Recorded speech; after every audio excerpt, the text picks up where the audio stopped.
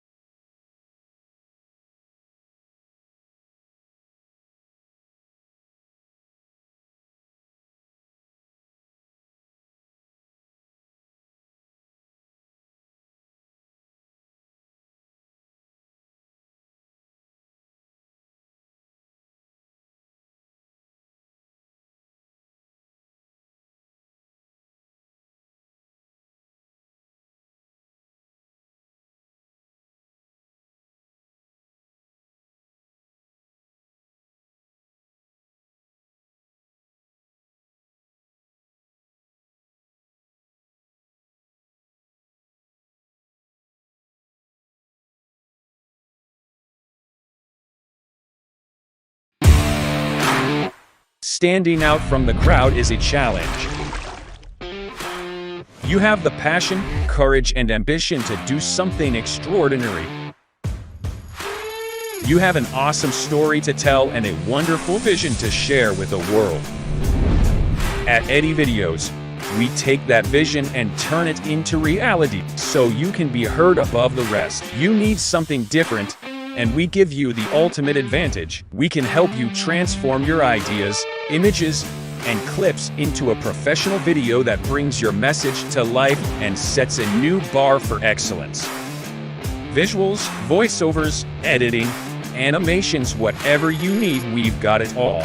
If you're a new business looking to make your mark or an experienced company searching for something new and amazing, we're here to help. Trust us to take your video to amazing levels of awesomeness.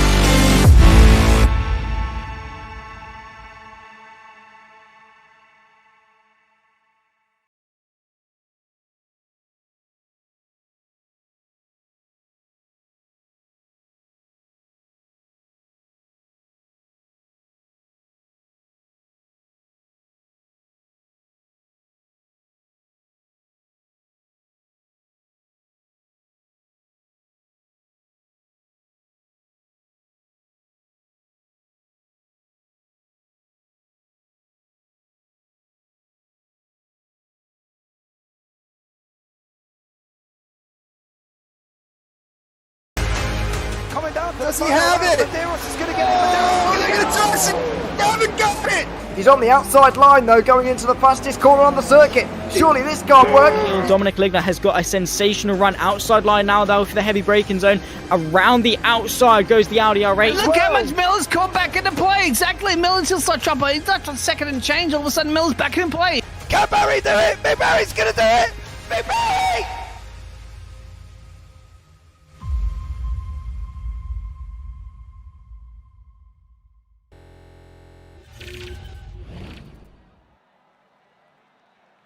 And good evening and welcome to the UkSimracers MX5 Season 3, actually. It's not Season 2 of 2023. I am James Parfitt and I am going to be joined in the booth by Mr. Zach Sweeney, who is here this week. And what a race to return at for Watkins Glen Boot Circuit.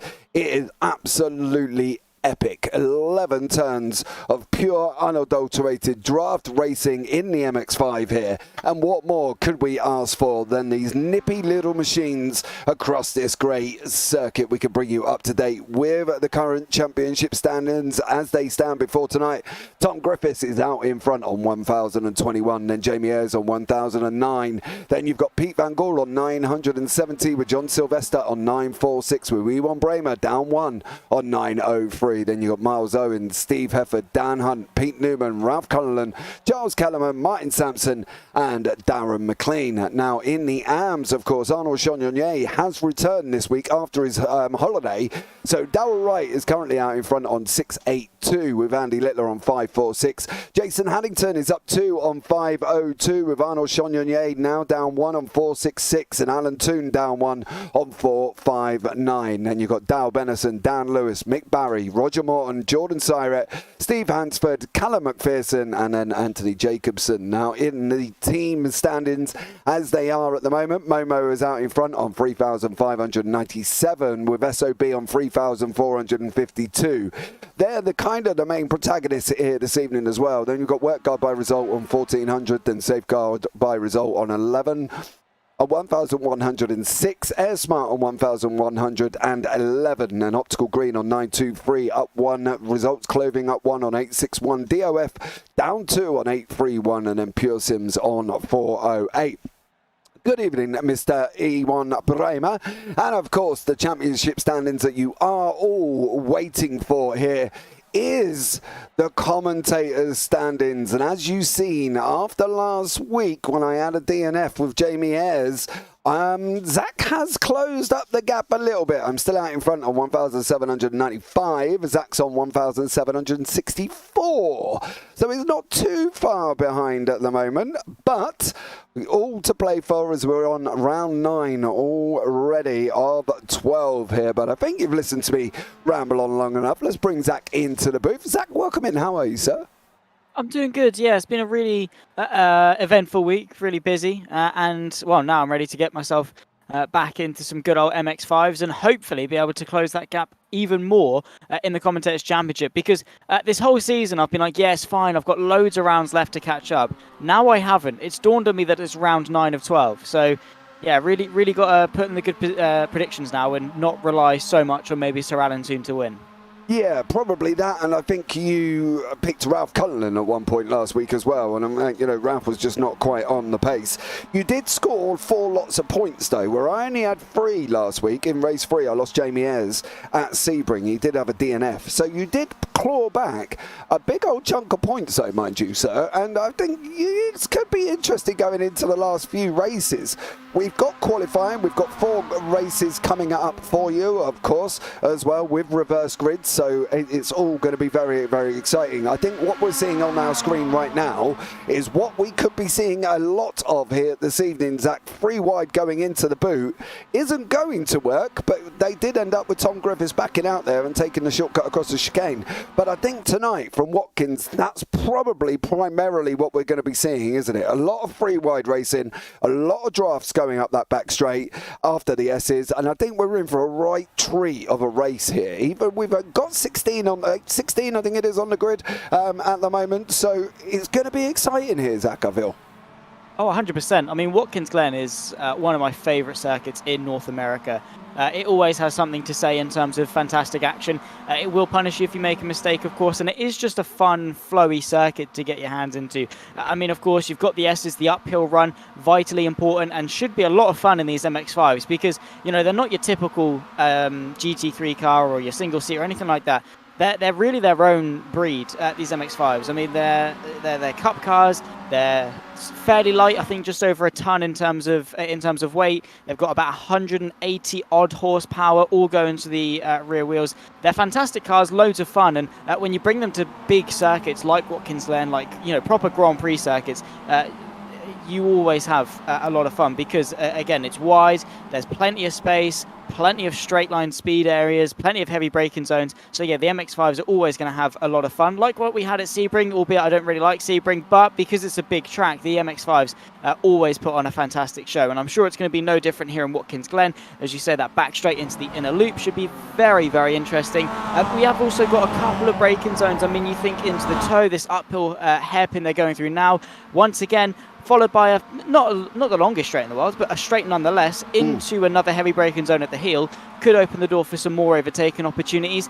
In all fairness, James, the entire track is an overtaking opportunity. You just have to play your cards right. Yeah, you definitely do, and I think that's one of the things we're going to be looking out for. It's that sensibility between almost finishing the race and not finishing the race and doing something crazy. You know, we know the draft's going to be strong going up that back straight. Going into that bus stop chicane, though, that's going to be the situation. It's whether or not you're on the outside or the inside and who's going to back out first. It kind of realises that at the end of the day, you've got to be brave with it, and you know, you've got to try and decide whether or not you're going to go for it or if you're not going to go for it. I think that's the thing that people have got to look out for. Yeah, confidence is a huge thing when it comes to overtaking. You know, obviously, you've got to take it with a pinch of salt. You can't just go into every corner, and as long as you tell yourself you're going to make the move, you're going to make the move. Chances are that's a very silly way of looking at it. You can't come from a million miles back, send a move to the inside, and be expected to give in space. What we mean by that, and what James is getting to, is to say, if you are close enough to go for a move and you say, I'm going for the move, stick to it. Trust your gut instinct. Look to the right-hand side, go to the inside, brake late, trust the car, trust yourself, and also, more importantly, trust the other driver not to turn in on you. Because it's the moment that you look, think, I'm going to go for it, get to the braking zone, brake, and then think, no, I'm scared, and then back out. Chances are that's really where the accidents are going to start to happen. So if you're going to go for it, just go for it. Just absolutely send it. Because that, even if there is contact, both drivers involved are probably going to be better off as if you just, you know, you half-heartedly went for it and then backed out. That's usually when the race-ending contact happens. Yeah, definitely, and I think that's one of the things as well they've got to look out for. You know, we know the experience of these drivers, right? We know that they're all capable. Every single person on here is capable at doing what they do best, and that's racing, shoulder to shoulder, door to door, mirror to mirror, wheel to wheel. But there is moments where we've seen it as the season's gone on as well. Over-braking comes into it, taking out your teammate. We've seen that with Momo and SOB this season. You know, they've got to be, I think, a little bit sensible here as well.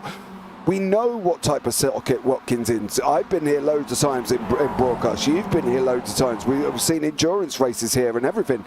And with the fact that these cars are nippy, they're nimble, you can throw them in, they can take a little bit more punishment than most cars, but obviously, you know, if you're going to go and hit a wall there, Zach, it's going to be game over. But the one of the things you want to try and achieve here this evening is just making sure that you get points on the board across all 4 races. You know, the reverse grid swing up something interesting. So let's see, I think on that one there, Zach, how they get on with managing to get across the whole sort of the 4-race session, isn't it, really? They've got to try and rack up points in that 4-race session as we're coming towards the end of the season.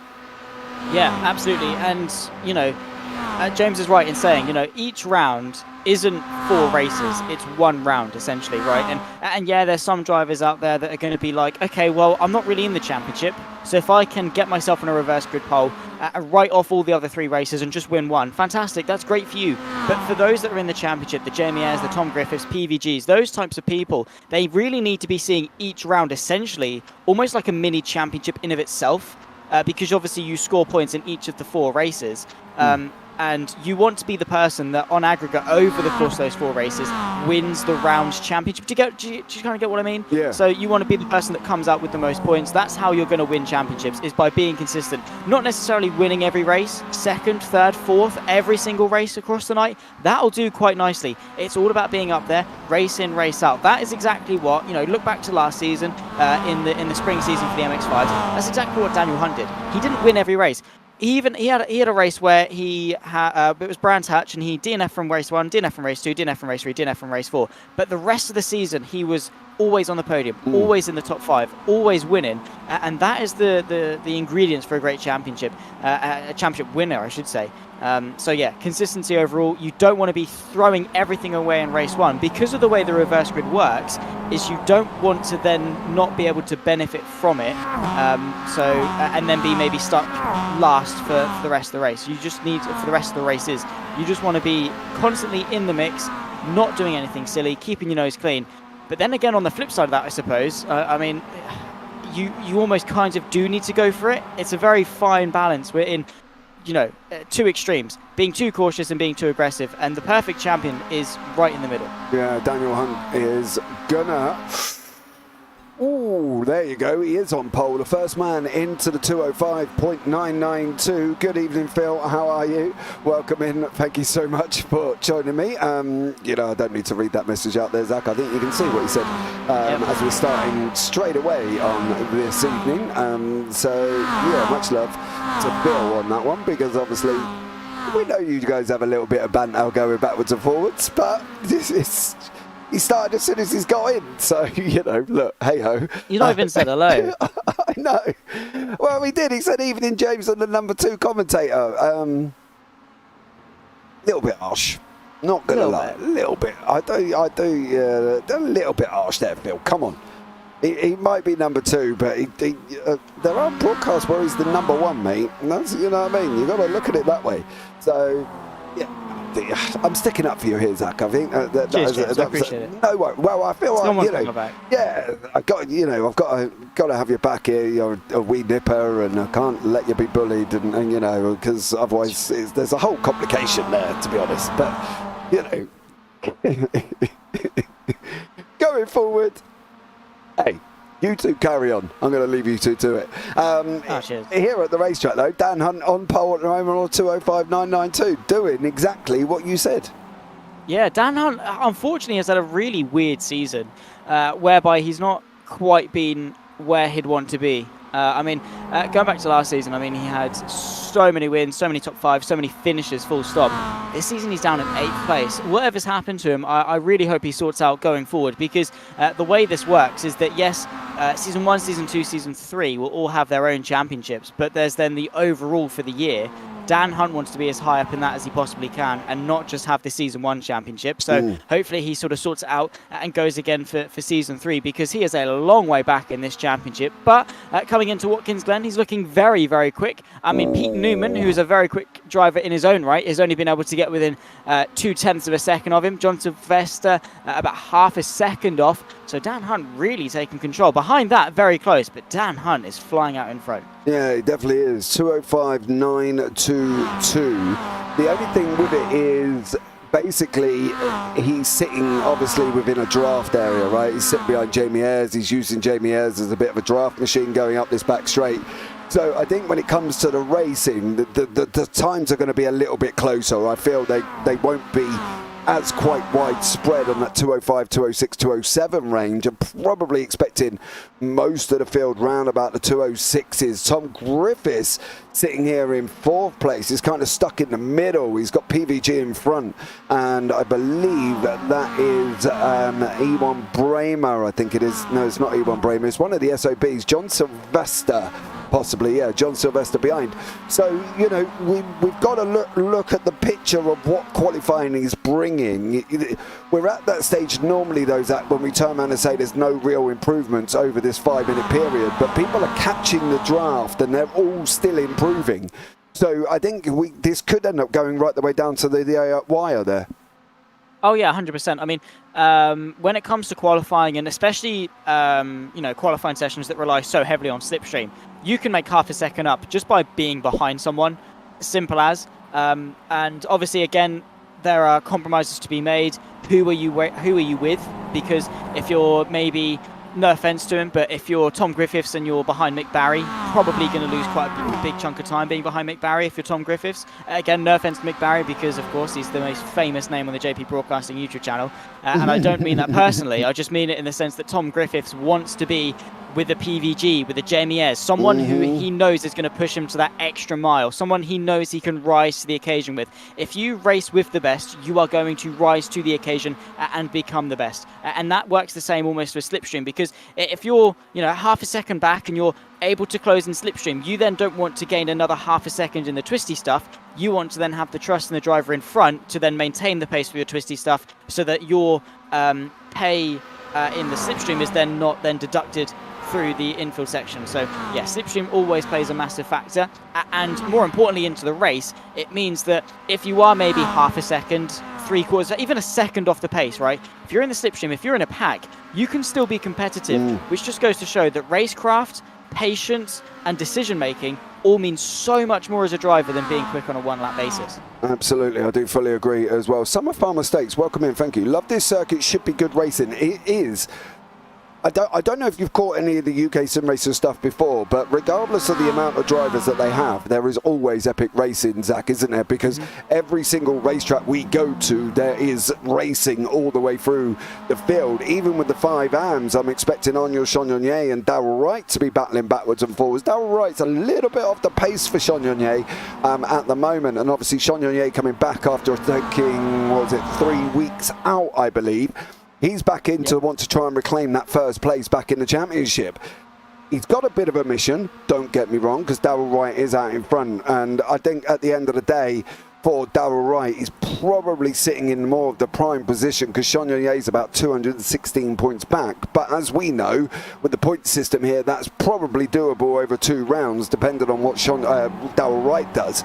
But all the way through the field, there's battling. And that's the thing, something that if you haven't seen the UK SimRacers race before, you are in for an absolute treat, because the racing here is absolutely epic. Oh, absolutely. I mean, there's no two ways about it. It is just always great racing when it comes to the UK SimRacers MX5s. Can't really think of a boring week. We've had less exciting, but we've not had boring. It's just at that standard now where it's just always brilliant. And talking about Arnaud Chagnon, he's had 3 weeks off. 2 of them can be written off. 2 of them can be dropped as his drop week, which is great. Of course, we won't see them into effect, I don't think, until the end of the season, when they'll then be dropped off the championship standings. He basically has to make up for 1 week's worth of missing, which isn't great. It is still a lot of points, considering when a win is 60. And that's the overall. So that's 240 points worth of racing that he needs to make up on. Darryl Wright, of course, hasn't got 240 points over that week that Arnaud Chagnon's been off.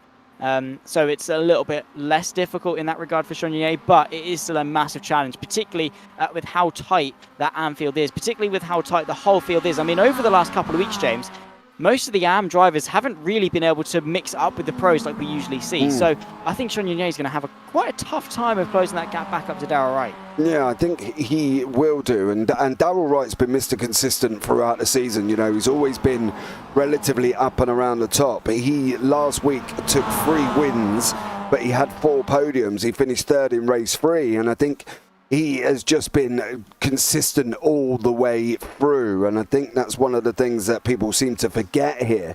There was only 1 week, I believe, he wasn't on the podium, and that was 2 weeks ago at Jerez, and that was race 1, where it was Littler, Hannington and Toon, but then Wright come back and took 3 podiums after that at Jerez. So Wright is always there and thereabouts, and I think he's got to be really probably one of the main contenders for this championship.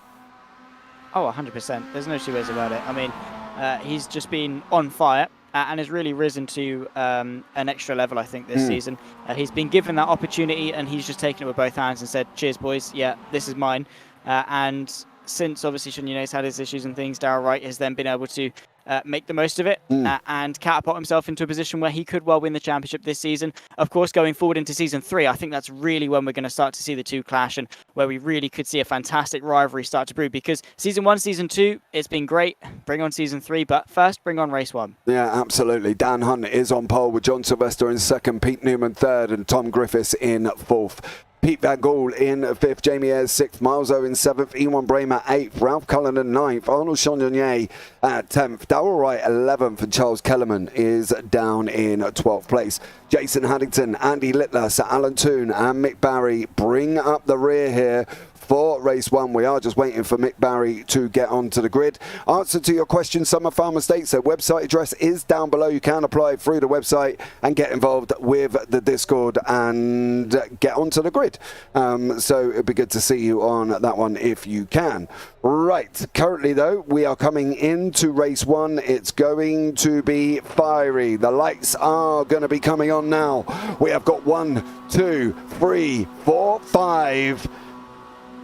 And we are green, green, green.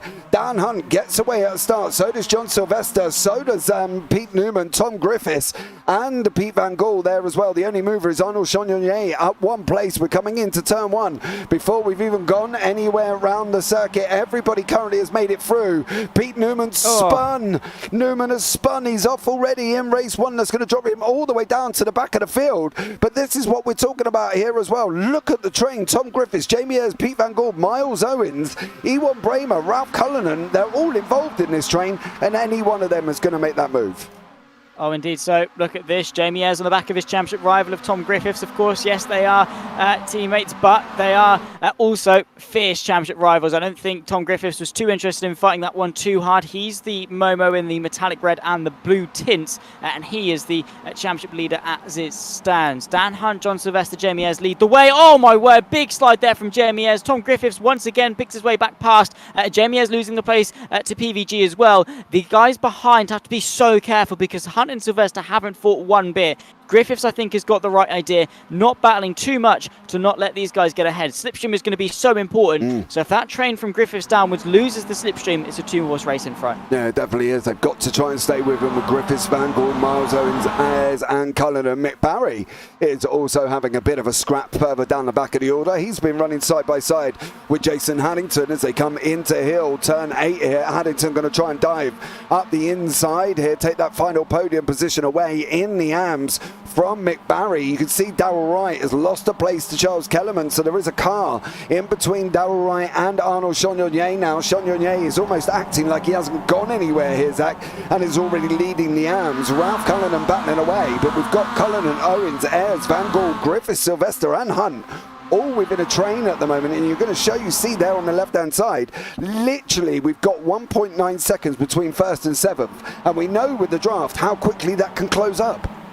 Oh yeah, there's nothing between any of them, you know, nose to tail sort of stuff. We can nearly fit the entire field all into one frame, while those that are still in contention, that is minus Newman and Barry, unfortunately, in towards turn number 1 for the second time. Daniel Hunt, as it stands, able to control the pace, but how quickly is this going to change? They rise up the hill through the S's, and then of course into the bus stop chicane, the right, the left, and then of course the right again into that long hairpin. Quite a decent overtaking opportunity as long as you can get a good nose ahead, but it all starts from this climb here. How close is John Sylvester going to get, and how eager is he going to be to make a move? Yeah, well, we're going to find out very, very shortly. Griffiths is coming up now as well. Griffiths has taken that inside line on the left-hand side. They've sandwiched in Sylvester. This is the moment where they make that decision. Are you going to chance running too wide? Hunt and Griffiths decide that they are there. Sylvester slots back into 3rd. Hunt survives and now manages to keep it out in front. But behind Griffiths, you've got Van Gaal, Ayres, Owens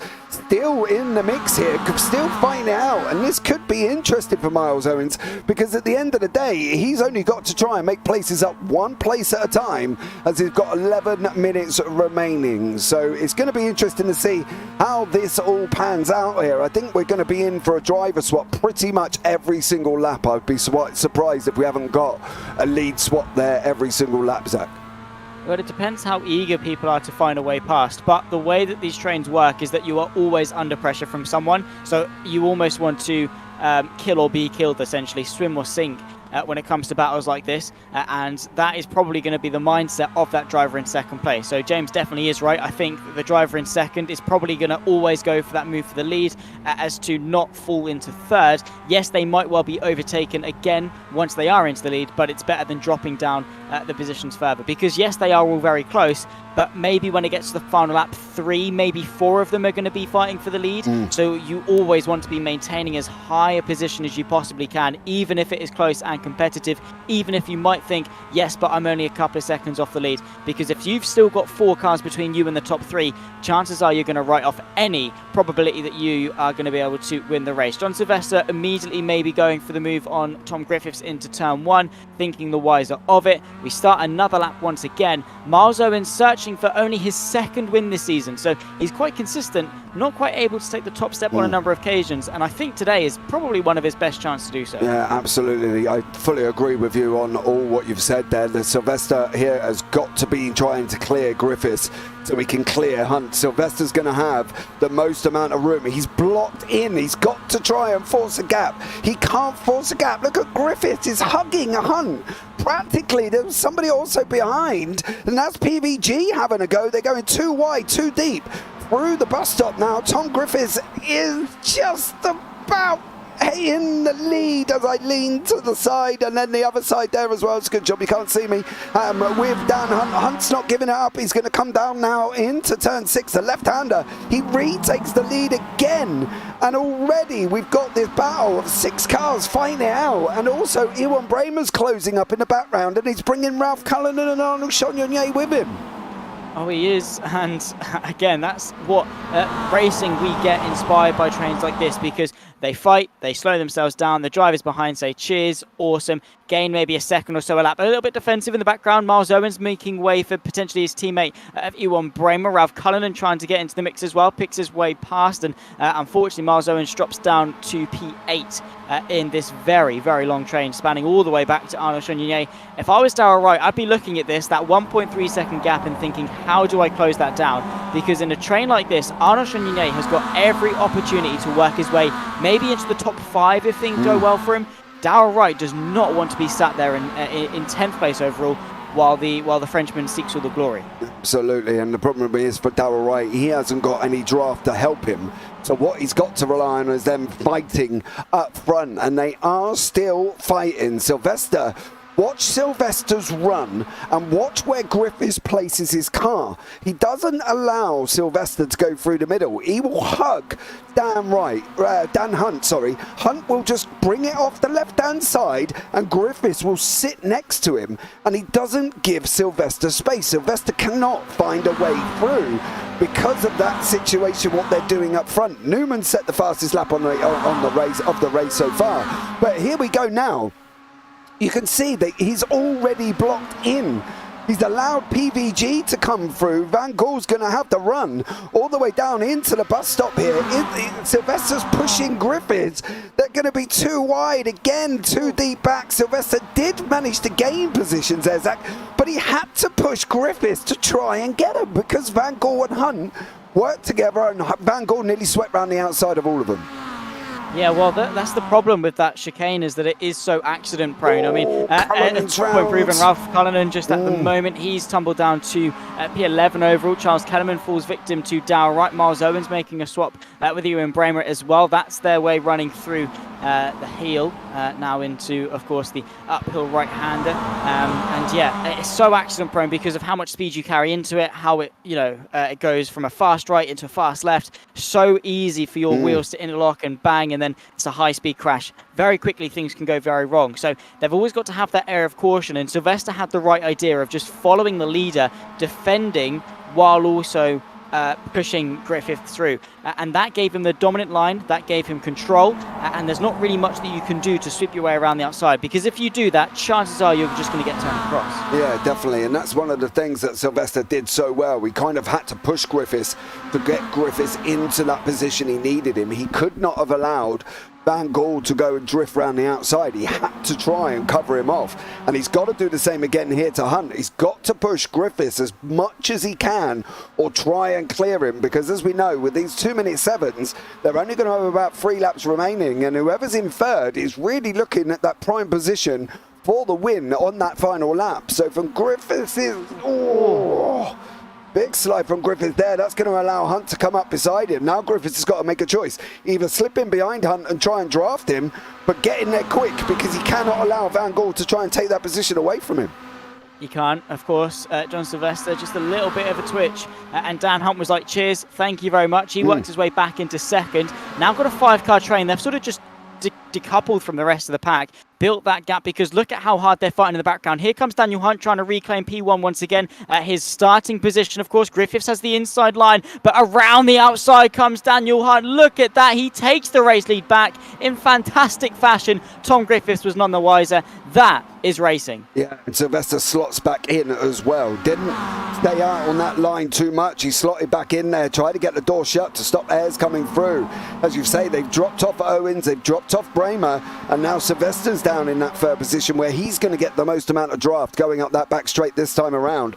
So he's got to try and make a decision. I don't know what decision he's going to be making, what he's going to be looking at here, but from his point of view, from Sylvester's point of view, he's got to try and do something. What he's going to be able to do, we don't know, and how he's going to do it, we don't know, but the outcome of it is he's got to try and force a gap, wait for a mistake, do something crazy, run around the outside. I don't know, but from Sylvester's point of view, he's got to try and be making moves here. The definition of insanity is trying the same thing over and over and over again and expecting a different result. John Sylvester does not want to fall victim to insanity. You need to try something different. If it doesn't work at one portion of the track, go for it somewhere else. Lead them into that false sense of security. Make them think, I'll be fine. That's exactly when you want to send a move. That's exactly when you want to find a gap on the inside. That's exactly when you want to maybe fake them out to the left, dart rack back to the right. John Sylvester, he's a clever driver. He's a quick driver. He knows his way around these situations. And now he needs to use the tools at hand. He's got the slipstream. He's got the pace. Fantastic. Boom. Perfect. That is a race-winning combination here at Watkins Glen. He's up there in third place. All he needs to do is find the gap. And I think what it really is positioning where you want to be on that final lap. Yeah, and I think that's one of the things you're trying to work out as a driver is where are you likely to be sitting? Where do you want to be sitting? From Jamie Ayres' point of view, he's going to catch a mega draft here. Like, he's already got it. 4 cars in a row. He's going to do one. Griffiths has come out and blocked him off. Griffiths is going to get a nudge. Sylvester's nudging Hunt here to try and push him alongside. And at the moment, for Sylvester, he's down 4. He's let Ayres take that position away. And now he's got to be trying to look at trying to get a run somewhere to try and push Ayres. He's got to try and do something. But Griffiths has got to try, Hunt's got to try, Ayres has got to try, Van Gool's got to try, and everybody at the moment seems to be in that same position. Griffiths is trying to get through on Hunt in front there. You can see Griffiths trying to dart to the inside. Hunt was quick to come over and cover it off. Hunt's now on the defensive. He's now building that almost that brick wall that he's trying to stop Griffiths to go through, but Griffiths is trying all over the circuit, and that's one of the things that everybody else has got to do, because you never know from Griffiths, he might make a mistake. That would allow Sylvester to come back through again. It would. The problem with trying in different places on the circuit is things like this. Jamie Ayres now has a really good run because Griffiths left himself vulnerable on the outside. He's done it again here. Jamie Ayres picks his way to the right-hand side of him. They run too wide now, up slightly uphill in towards the quick flick to the left. Inside line for Tom Griffiths, of course. There goes Sylvester in his cleverness. Darts one to the inside, follows Griffiths through, takes the position potentially from Jamie Ayres, who just about uses that outside momentum to swing the car, to put his foot down and stay in third place. Fantastic racing and a very nearly opportunistic move done from John Sylvester, but now the battling is reeled back in the 2 SOB cars of Owens and Bramer. Yeah, definitely. And also as well, you can see PVG just got a run out of that last corner there. Now, whether or not he's had a slowdown in the process because he's backed right off, Sylvester's going to be able to do with Ayres what Ayres did to him on that last lap. He's going to be trying to take that lap away. And that's the thing now. Griffiths is obviously trying to go up the inside of Hunt here. This is a move up front with Griffiths taking that inside line away from Hunt. Hunt's got to slot in here because otherwise Ayres is definitely going to make the most of that inside line, and Hunt hasn't slotted in.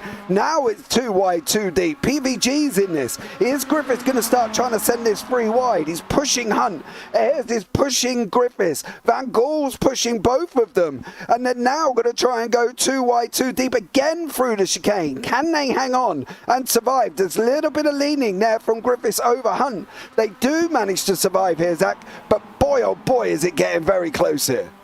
It is. Look at how close they're running. You could throw a blanket over each and every single one of these cars. Once again, forced to go defensive is Tom Griffiths. Dan Hunt once again goes to the outside line.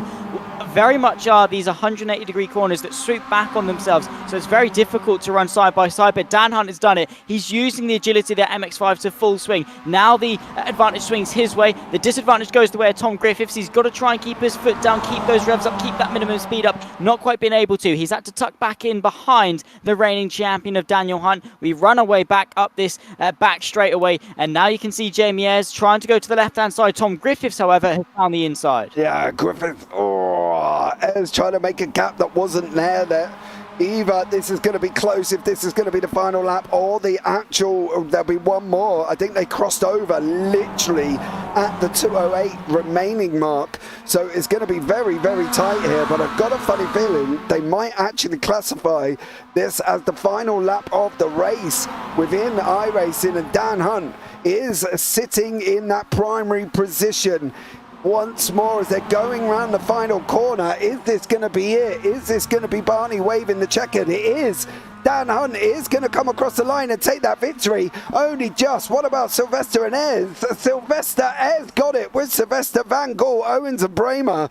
And that was, well, what a heck of a race. I think that's all we can say in that one. Oh, yeah. And if that's what we're in for, then sign us up. Race 1 in the books. Fantastic stuff. Now, of course, we get to flip some of these guys on their head and go again. But fantastic racing.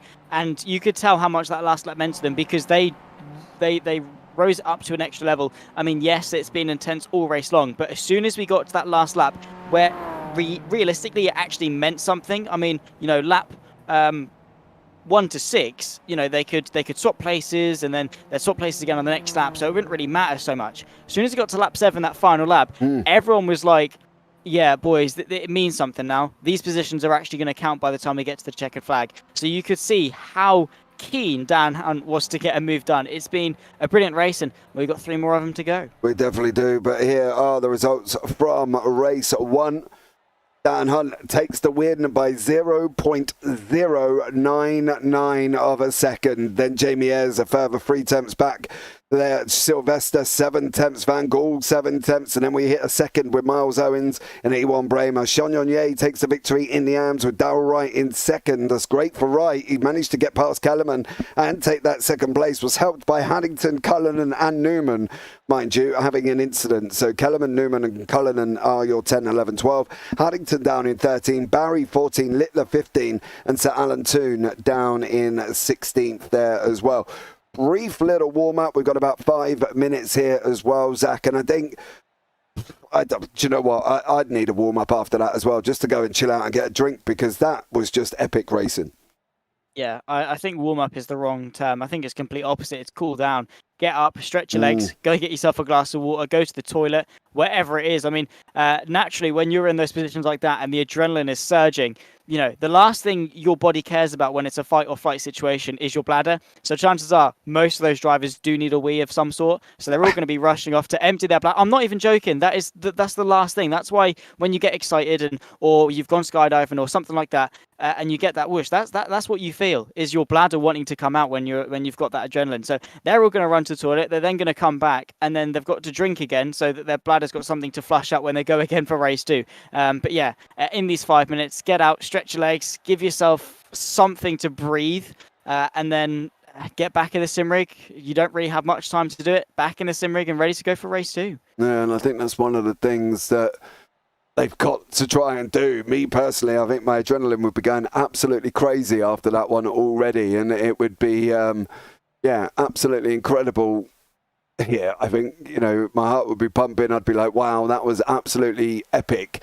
But at the same time, you know, you've got to go again. And that's one of the things that these drivers have got to look out for. They've got 3 more races of the same thing. I don't believe we're going to see anything different here either, Zach. I think this is going to be the situation all the way through these 3 races.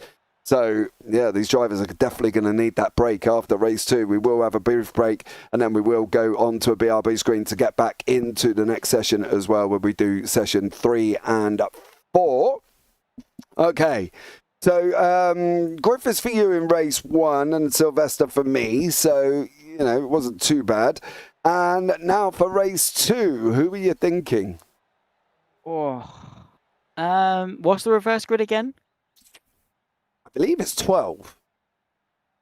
Okay, so there's a decent chunk of people in the mix. Do you know what? I'm gonna go with. I think John Sylvester might have this one. He looked good.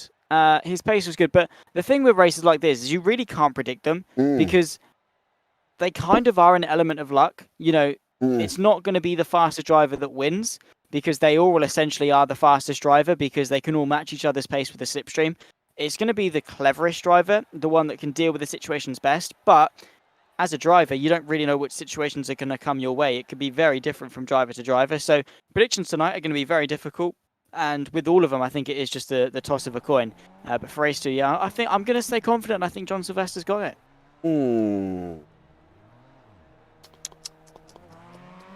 know what? I'm going to go Pete Newman, Okay. I think. That's my prediction. Not bad, shout. No. Because you know Newman could come through if he's in the middle of the field or at the back of the field. So, you know, I Was think he in the top 12, though? close, I believe. Have a look. He needs to be in it. He's 11th. Okay, so he's on the front row. Oh, fair enough. Yeah, I believe it is the top 12. So hopefully, unless I've got it drastically wrong and it's a full reverse, then I am going to be in trouble. But, you know, let's see how it goes. Don't forget, guys, if you want to get yourselves involved in this little bit of fun that we do have here, pick a winner and let us know who you think will win the next race. I know Phil generally stays out of it because he always thinks that he's going to curse somebody. Me, personally, just go for it, Phil. Enjoy yourself. Get involved. Pick a winner. See what happens here as well. 20 seconds left of warm-up before we go into race 2 for that 15 minutes. Before then, we will have race 3 and race 4. And, well, as we've seen previously here, Zach, anything can happen in race 4. Oh, yeah. Race 4 is it's either the most exciting race of the evening or the dullest. There's no other ways. It's just those two extremes. Either you have a really quick driver on pole and they run away with it, or you have a really shaken up grid where everyone's in the mix. I think today at Watkins Glen, I'm fairly confident it's going to be the latter, where we've got a really big shake up and something interesting is going to happen. But we've got a couple of races before then, and now we're about to get ourselves underway for race 2. Yeah, double right. Arnold Chagnon are your 1 and 2. Ewan Bramer 3, Miles Owens 4, Pete Van Gaal 5, John Sylvester 6, Jamie Ayres 7, Griffiths 8th, Hunt 9th, Kellerman 10th. Newman is 11th, so it was a top 9. I thought, sure I saw 12, but never mind. Ralph Cullinan in 11th, Jason Haddington, Mick Barry, Andy Littler, and Sir Alan Toon there bring up the end of this grid. Okay, so that's going to shake things up a little bit for me and you, partly because obviously, you know, I've got Pete Newman, and at the moment he is sitting down in 11th. You've got John Sylvester, which is sitting in 6th. So, you know, not a bad shout for you at the moment. No, I mean, again, they could all stay together. I think it depends on the opening 3 minutes to see who's going to be able to stay in that pack, and then that pack will develop, and then we'll see what the rest of the race holds. 5 lights, and we are going to be up and running and underway for race 2. And Darrell Wright got a flyer off the line. Arnold Chagnon manages to hold on to the 2nd place only just. He's just gone past Wright. Is he going to try and run him down the outside of turn 1? Chagnon trying to keep it on track. He'll take an off track just to maintain the lead, and he is out in front at the moment with Bramer, Owens, Van Gaal, Sylvester and Ayres tucked up right behind him. Newman has not made up any places. He's just sitting in 11th behind Kellerman here, but it's not about where you are at the beginning, it's about where you are at the end. Darrell Wright comes over, tries to cover off Ewan Bramer. Bramer's trying to send it free wide. Wright is going to make it through. We're coming into that first run on the bus stop. Wright's being pushed. Van Gaal now going to try and push Chagnon. Wright comes across, takes off Chagnon's nose. Chagnon got it all wrong. Currently here at the bus stop, he runs on the grass there, and Ewan Bramer does go up to 2nd, Owens into 3rd. Newman's up 1 over Kellerman. He's trying to stay in contact with everyone at the moment here, Zach. And even though it got away for Chagnon, that was a bit of a bad one. Yeah, not the best of starts, unfortunately, falling back in the pack, and it's like blood in the water, really. The rest of the drivers behind are the most brutal of sharks, and they will come and attack. Shonyune once again on the defensive from championship leader Tom Griffiths, who likes to go for this move around the outside. Doesn't usually work out for him, though, and it's all about the exit, really. He's got a little bit of an overlap, but not enough, really, to warrant some space, and he's overlapped, so he can't exactly tuck back into situ. So now he's using that side draft. He's got alongside Arnaud Shonyune, just in behind as well. He's got John Sylvester and Dan Hunt, also Pete Newman not too far back as well. Griffiths was able to get himself ahead. Here comes John Sylvester the long way round, puts his foot down and gets ahead. Shonyune having an absolute stinker of a start in race 2. Darrell Wright, however, is having an absolute merry dance out in front. He's got Bramer, Owens.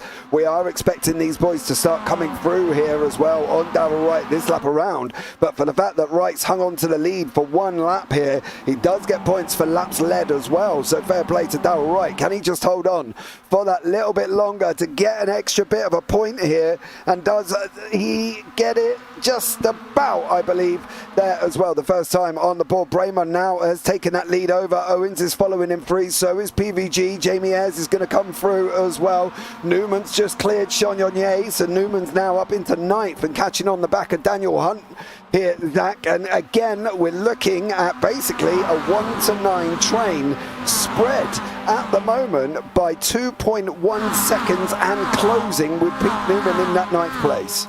Yeah, the biggest gap at the moment is between Haddington and Littler, and that's 4.5. The next biggest is about a 9/10 gap. Look at this carnage, 3 wide on the run in towards the bus stop chicane. Sandwiched in the middle, you can see PVG trying to get himself to the inside. Oh, one of the cars go off. Miles Owens, I think. Yep, he's off, and he's across the grass. He tumbles down the order. I think also Ewan Bramer's had an issue. No, he's back to the top. Internet issues, I think. He's oh, blinking. my goodness me. Yeah, Ewan Bramer is blinking. He's having a little bit of an issue at the moment with his internet. That's why he comes back and drops and goes again. Newman's now up into 7th, tucked up behind Sylvester. Pete Newman's working his way through the field. He's like a lion. He picks off the gazelles one by one here, and he's picked off quite a few already. He's up 4 places. Bramer's up 2 into the lead. PVG's up 3, Ayres 4, Griffiths 4, Hunt 4. Sylvester down in 6th. He's back where he was there. Now, with the Miles Owens incident, was there contact coming from Darrell Wright on the outside, or was it Jamie Ayres on the inside? Oh, it was Darrell Wright. Oh. No. From Miles Owens' point of view, I'm thinking he's probably going to expect the fact that Darrell Wright shouldn't have been there. I mean, again, it's that danger zone. That chicane in of itself is a danger zone. Seen time and time again, whatever platform it is, whatever racing series it is, whatever caliber of driver it is, that chicane is always a point of hazard because of the way it is. I mean, you go in fast, you're almost aiming for an early apex to try and straighten up the rest of the chicane as much as possible. And because of how fast it is, you're not really on the brakes for very long, no matter what car you're in. Even in these MX5s, you're not on the brakes for long. So to try and go to the outside is always tricky. And because the cars are already at their limit, there's not really much in the way of corrections that you can do either. So if you've realised you made a mistake, it's almost too late at that point. PVG catapults himself into the race lead very early on through the S's. That means Ewan Bramer's got a chance at running side by side with him. Look out for Jamie Ayres and Tom Griffiths in the background as well. Dan Hunt, John Sylvester trying to reel themselves back into contention as well. But look at that, 3 Momo boys freight training the SOB car of Ewan Bramer. Yeah, Bramer made a mistake coming out of turn 1. He had to run wide, and that allowed Griffiths, PVG through here. Oh, look at the sideways movement from Bramer there as well. Newman picks off another gazelle. He's gone past John Sylvester. This lion in the back here is making his way in this reverse here, Zach. He's doing an absolutely stellar job. PVG, Jamie Ayres, Bramer, Griffiths, Hunt, Newman, Sylvester, Cullinan just teetering on the edge of that second mark at the moment as well, and then Kellerman about another 2 seconds back. Shonyonye's leading the arms again, this time with Haddington behind him, with Darrell Wright down in 13th, 3rd overall in class there as well. So these guys are still scrapping out. We've still got this pack, 2, 4, 6, 8 cars almost here. This alone is gonna be, just incredible, and I think that's one of the things that we get to look forward to for the next 9 minutes. Yes, and that's exactly what I'm looking forward to because for the rest of the evening as well, because of just how good the racing is. You can see Ewan Bramer chucking the move to the inside. Dan Hunt follows him through, so Griffiths pinched it a little bit, and just goes to show how quickly so many places can be lost. Pete Newman has got himself up in a 4th place, making the most of that 3-wide moment just in behind him. And again, it fluctuates so quickly. You can go forward 4 places in one corner, but so quickly you can lose 4 in the next. Yeah, definitely there. And I think that's one of the things that makes it so interesting, so exciting, that these guys aren't afraid to send it in a corner. You know, you've just seen Newman do it there on turn 9. I do wonder if Hunt and Griffiths had a slowdown or something, mind you, because they were over to the right-hand side and very, very slow. So I'm wondering if that was their situation while Newman made up them 2 spots, because obviously, you know, you don't generally see people take 2 spots unless they're on a straight, but to do it on an exit of turn 9 makes it very, very questionable as to why. Newman pulls out onto Van Gaal here. He's taking it out early. He's got one of the SOBs behind him as here currently fighting it out. But Newman could end up finding himself in the lead here. He has found himself. Oh no! Oh, Pirouetting Pete Newman. he's held it. Oh. No, he hasn't. That is not fun, and I say that with the least amount of bias I possibly can. John Sylvester chucked the move to the inside for 3rd. He almost had it, but he stood on the brakes and he waited for a clear opportunity to rejoin safely, which I could only give him respect for, but he did spin it back round. He did catch the car. It's just a shame that unfortunately he's tumbled down outside the top 10, which is not going to help him going forward. That's going to be 2 bad races in a row for Pete Newman. One of the quickest drivers and most able drivers on this field. Take another look at it. I'm wondering what happened to Dan Hunt. Just bear with. I'm wondering. Yep. They got. Oh, he got taken out as well. Yeah, Hunt got hooked up with Griffiths coming out the exit and going into outer loop there. I did just see Hunt drop down the order. I did wonder why. And now we know why there as well. On the outer loop, he got hooked up with Griffiths, and around he went on lap 4. But the fact that we've got to lap 4, there has been some minor off tracks behind that. Of course, Miles Owens, who we've seen. But to be fair, that was the first major incident with Pete Newman, who is now 3 seconds back from Darrell Wright, and Wright has got Haddington in his line as well. Wright's on the left-hand side in the green, Haddington in the orange in his normal Air Smart liveried car there, and Wright, it does look like he's going to be taking that inside line, and he has done away from Haddington. Ewan Bramer still having a little bit of a flicker in and out with internets, but it is now Bramer, Ayres and Sylvester with PVG sitting in 3rd place. 5.5 minutes remaining here. Now Ayres has got Sylvester for company. Zach, what is he going to be able to do? Can he defend here as well? He's trying to get a draft from the other SOB. They're rubbing doors. Sylvester just bumps him out of the way there, Zach, and says, no, no, no, young man. That's my draft. Oh, he's gone the long way around as well. Great defense from Ewan Bramer, but equally great offense from Jamie Ayres. He chucks the move to the inside. The door's open potentially for John Sylvester to find a way through.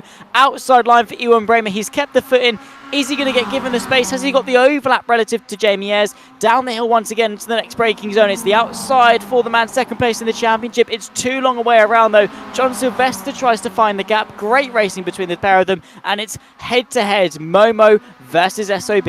Yeah, Sylvester tried to come along and cover off PVG there. PVG manages to sneak back upside into currently round the toe and turn 7. But now it's SOB, Momo, SOB, Momo, and then the Irishman of the Results Clothing iRacing team, Ralph Cullinan, behind that, slowly dropping off Tom Griffiths here.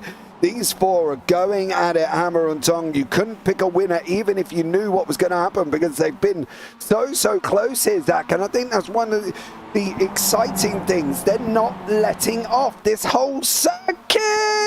Oh. Sylvester holds it. Great car control, I have to say. That is respectable. And again, immediately straight onto the attack because he knows he can't afford a moment to breathe. Yeah, definitely. Now here on lap 5, fighting it out. So it's been an absolute epic run. Sylvester did lose a position to PVG.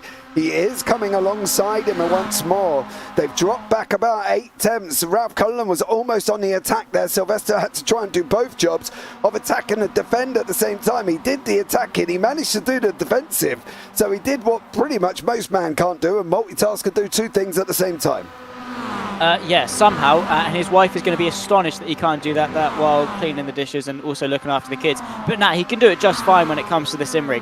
John Sylvester now looking to the outside as he tries to negotiate his way past PVG, but he's also got Tom Griffiths to work for. Ralph Cullinan trying to find a way to get himself into the mix, fight for the lead as well. Jamie Ayres looking to the left-hand side, nearly onto the grass, pitches the nose in perfectly, not quite able to get the run. Bit of a correction, but he's able to keep it there. Look in the background as well. I have to say, with how close this has been, it's been fantastic in terms of the mutual respect given.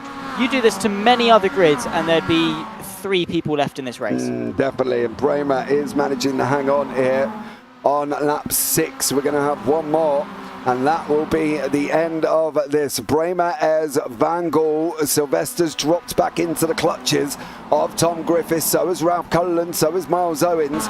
Newman is still 1.5 seconds back from Hannington. He's not making any inroads as such on Hannington, but he's having a go.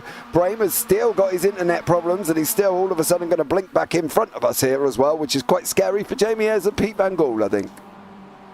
Yeah, because you're racing a ghost, essentially. You don't really know who you're racing, and that makes it 10 times harder. You don't know where to put the car. You can't predict where they're going to be, because that's half the battle when it comes to racing in racing in general, sim racing as well, is predicting the body language of the driver in front, knowing when and where they aren't going to defend. If you can't see what the car's doing, you can't really make much of a prediction anyway. So yeah, going to be incredibly hard for Jamie Ayres and for PVG, because again, how do you pull alongside a car if you don't know which side you need to go to get alongside it? You don't want to then just immediately go into the back of them. So yeah, got to exercise an air of caution. But as we run on to what will be the final lap of this race, Ewan Bramer, he's got all the defending to do and just needs to hope that Jamie Ayres can't find a way past.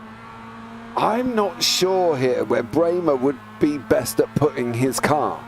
And I say that on the fact that the inside lines worked going into chicane, gives them the outside for the exit, or the inside for outer loop. The outsides worked better as well to get the inside.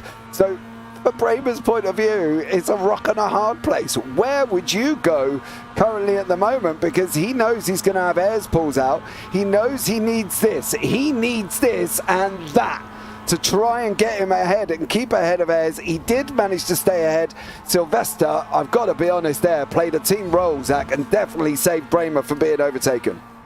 Oh, we did indeed, and that's great teamwork between the two of them, and just goes to show the team camaraderie at SOB. But for right now, they need to focus on their own races, and Ewan Bramer needs to get right back into focusing and hoping that Jamie Ayres doesn't go for another attack. With each corner that goes past is one less opportunity for Jamie Ayres to find a way through, and that's a little bit wide from PVG. Fortunately, he's not really under any attack from Miles Owens in behind. Tom Griffiths, however, trying to promote himself onto the podium. Griffiths has got to try and clear Sylvester if he can. Not entirely sure where he's going to be able to do it, as we've only got about 4 corners remaining. Turn 8, 9, 10 and 11. And when I went to school, that was 4. Ayres is trying to go up the inside of turn 8 at the moment, as he's going to be able to do it or not. Or is Bramer going to run it wide? Bramer's going to have the inside for 9. He can... do you know what? Open up that steering just a little bit. Griffiths is trying to go up the inside of Sylvester. Sylvester's got to keep his foot in. This is going to be for a run down to the line here. I'm not entirely sure which way this is going to go, but whatever way it's going to be exciting. They're going to come off that final corner, and now this is it. We're on that run down to the line. Is going to be Bramer's in the wall. Bramer's in the wall. It's going to allow Ayres to come through. He's on his way to the run. It's Sylvester. Oh!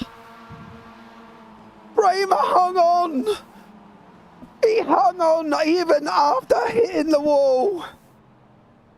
Oh. Wow. Breathe. I can't. In through the nose and out through the mouth. Oh my word. That honestly, I looked at that and I thought he's lost it. I cannot begin to fathom what Ewan Bramer was thinking when that went. He must have been hoping. how far can I put my right foot through this pedal to try and hope that I've got enough speed. Nothing in it in the end. And, oh, wow. That could have been a very different story. If he'd have just conked that a little bit more, he could have ended his race right there. But fortunately, he was able to hang on for the win. Yeah, what happened to Arnold Chagnon? He lost the lead of the AMs here. Oh, don't do that. Is this going to be Darrell Wright? Oh.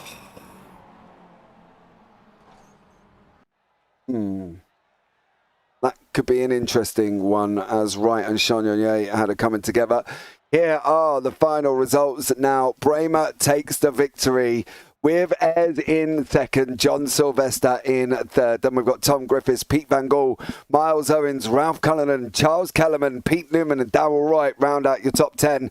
Wright takes the victory in the AMs. You know, I think I'm maybe under a little bit of a look at. Haddington in 11th, Littler 12th, Sir Alan Toon 13th, Chagnon 14th, Hunt in 15th and Mick Barry in 16th.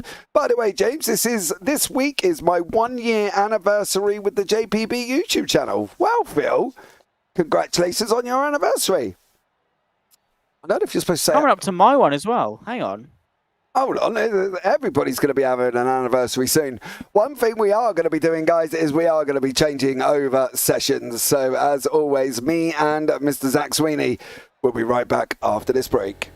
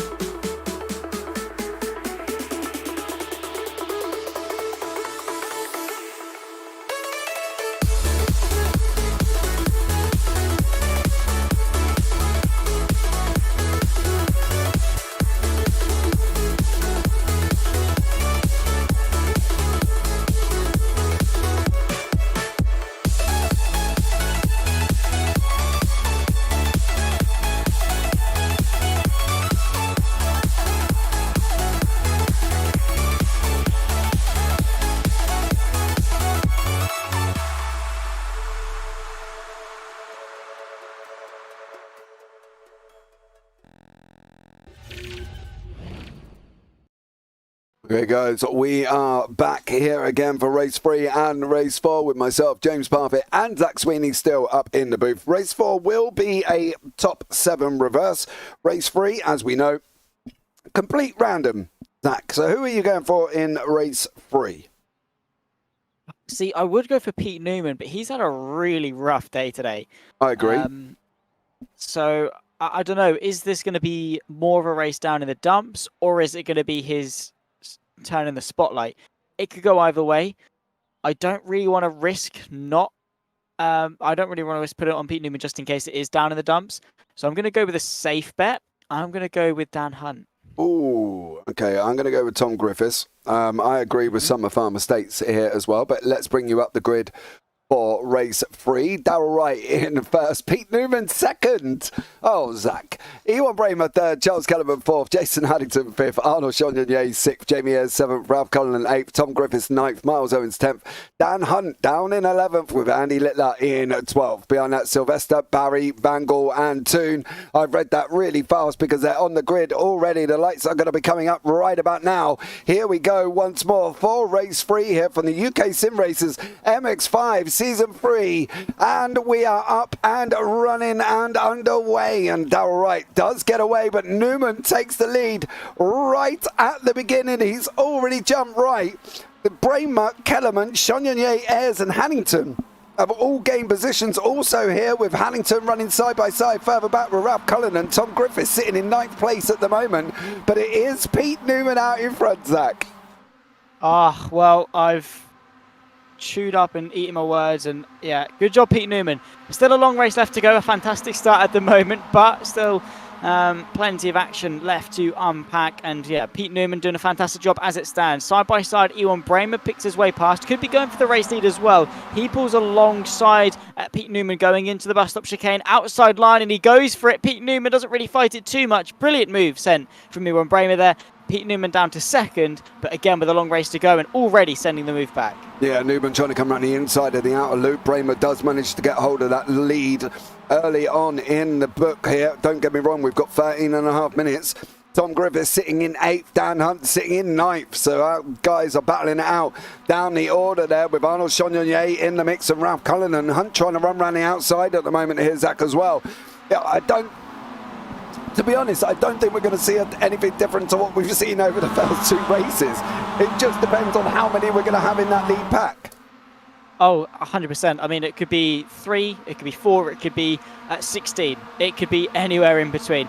Again, it just depends on how clever these guys are, really, when it comes to battling, fighting, where and when they want to make those final charges towards the front, and how willing the drivers are around them in them accomplishing that, because you could very easily have one driver that wants to work his way forward and then another driver that says, nah mate, I'm keeping this position.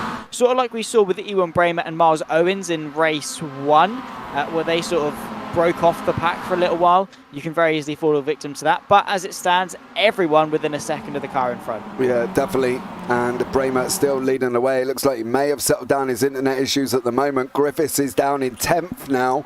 Unfortunately for Tom, Griffiths has lost a position to Hunt, Cullinan and Sylvester, and Griffiths has got to try and fight his way back through. You can see the gap on the left-hand side from the leader. It's literally 2 seconds back to 7th place man Chagnon, who's got literally the people battling behind him. Cullinan, Sylvester, Griffiths, Owens, Van Gaal and Haddington, with Littler, Barry behind that as well, as these guys are fighting out. They're going down the start bit, the back straight once more here, Zach, and again we're going to be in this free line. Now, one of the interesting things is Darrell Wright is still sat in this. He's using the draft of Newman. Newman's using, with Bramer. Bramer's using the draft of Newman. Newman manages to hang on to the lead. Is he going to be able to get through the chicane without causing himself a problem, which he did do in race 2? He did. Griffiths has moved up into 9th. Then we've got Cullinan in the middle. Pick a winner. I don't know. You might as well throw a coin up in the air and hope it lands on something, because that is basically what we're going to get here over the next 11 and a half minutes. Yeah, basically just throw a dartboard and pick who it lands on. Tom Griffiths chucks the move to the inside of Arnaud Chagnon. Have to say Darryl Wright is having a really good day in the office, while Arnaud Chagnon not really having the best of days, really maximising his points all and continuing that run of form that he had while Chagnon was away. Tom Griffiths picked his way past up into 8th place. Dan Hunt making some steady progress as well. You can see him there forced to go defensive versus Charles Kellerman, and just in front of them as well, Jamie Ayres trying to go for the move on Darryl Wright. Into the next braking zone here at the back end of the circuit, goes to the inside. Darryl Wright tries to hang it around the outside, gets pushed off the circuit ever so slightly, still within the confines of the track limits, and now potentially has the move to the inside. Yeah, Darryl Wright trying to go up the inside of turn 9 here over Jamie Ayres before they run out into 10th. Wright doesn't make it through. That's freed up Ayres to chase down Bramer and Newman. What about Hunt? Hunt needs to clear him as well. From Griffiths' point of view, he needs to get past Cullinan. At the moment, here's that, because Cullinan kind of the cork in the bottle, and he's just not kind of getting forward onto the back of Kellerman. Charles Kellerman there either. So Darryl Wright now has got Hunt going up the inside. Newman sets the fastest lap of the race on a 2:07 and absolutely flying. But from Tom Griffiths' point of view, we've said he's got to clear Cullinan at the moment, and he's just not doing it. And Cullinan and Kellerman, say that 5 times fast, is also in front. So there's a very tight pack here. But one man who hasn't had any issue is Pete Newman, who's out in front by just under a second here as well. I bet you wish you picked him now. No, I don't. I still got faith. Dan Hunt's going to come through and do it. It's still a long race to go, and still anyone can pick it up. Pete Newman's going to be hoping that Bramer and Ayres start to fight so he can build a bit of a gap, but those two know what they're doing. They know that's the last thing they want to happen. So yes, they're just going to have to wait to bide their time to fight for second, just for the time being, for the next couple of laps or so. Then they can pick their way past and go after Pete Newman very, very shortly. So yeah, carving their way through Dan Hunt, and yes, that fight between Kellerman and Cullinan, it's tripped us up on a number of occasions so far this season. I wish they'd leave each other alone, but unfortunately they're bitter rivals out on the racing track. Jamie Ayres has closed the gap back up to Ewan Bramer, of course, but all they're trying to do is reclose that gap, bridge the gap to Pete Newman, and then once they're in a position to attack, that's then when they can start to battle themselves. Ewan Bramer not getting the right idea though. Jamie Ayres does not want to attack him. He just needs to go, get onto the back of Newman. Once Newman's looking in his mirrors, that's when it's fair game. Yeah, definitely. Griffiths has cleared Cullinan. He's now got Kellerman in front and try and pick off places. And you know, I said that really slowly, right, that time, just to make sure I got my teeth working. Sylvester's now got Cullinan in front of him. The gap's back out to about that second at the moment. Ayres and Bramer, they've just swapped positions as well. Jamie Ayres has just gone up the inside of Bramer. That's going to allow Hunt to come back through here as well. The gaps are starting to spread. We're just reaching second gaps here for Kellerman over Darryl Wright. And from Wright down to Hunt, there is a second as well, give or take. So from Van Gaal, Owen, Sylvester, Griffiths' point of view, it's going to be tough here to start gaining positions now. It is. I'm quite surprised. PVG's not really had the best of races so far, and yes, he's gained 4 places, but he needs to gain a couple more if he wants to score some meaningful points. Very, very close, though. You can see many a gaps under a tenth of a second. That's because they're side by side up through the S's. Couple of places being jostled. Pete Van Gaal finds his way past Miles Owens, at least for the time being. Here comes Daniel Hunt to the outside of Ewan Bramer. Are they going to run 3 wide into the bus stop chicane? Dan Hunt makes up the left, sandwiched in the middle is Jamie Ayres. The SOB car of Ewan Bramer threads the needle through the right-hand side. A little bit of a twitch from Jamie Ayres there. Ewan Bramer able to hang on to second place. Meanwhile, Pete Newman running away with things, 1.5 seconds clear of the pack. Yeah, he definitely has opened up that gap at the moment. PVG, Ralph Cullinan and Miles Owens. John Sylvester. Griffiths is up 3 now. He's on to the back of Darryl Wright. Darryl Wright is there and Griffiths is coming. Wright's leading the AMs at the moment. He's swapped victories with Chagnon in race 2. But Chagnon had an awful one as well, mind you. Didn't quite manage to stay on that podium position. We saw what obviously happened to Arnaud Chagnon, but Jamie Ayres and Dan Hunt battling it out with Ewan Bramer. Newman here, Zach, I've got to be honest, is looking very, very strong. He's out of draft range. He's got just himself to race now, and it's now all about whether or not Pete Newman can hang on and just do what Newman does. He's 2 seconds already because these guys are still scrapping it out. Yeah, Ewan Bramer not being the wisest of drivers, unfortunately. Battling too hard for second place rather than thinking that first is viable. Jamie Ayres goes to the outside, saws his way round. Dan Hunt trying to do the same as well. Now he has the middle ground. Now he's trying to get himself alongside Jamie Ayres into the final corner. Unfortunately, that's not quite going to happen. So both of them ahead of Ewan Bramer in fantastic fashion. Now the chase is on. It just takes a very unanimous decision to say, boys, let's just stop. Let's just cut it and let's go and catch Pete Newman. If they don't, they're going to run out of time very quickly. Already we're halfway through this race. Already Pete Newman has got a 3-second gap. Already it's a near impossible task. But if they're going to do it, it has to start now. Have you ever seen racing drivers not go for a position? I have, clever ones. Unfortunately, yeah. I don't know. They need to be cleverer. They're cleverer. Yeah, that's a word now. They need to be smarter. There you go.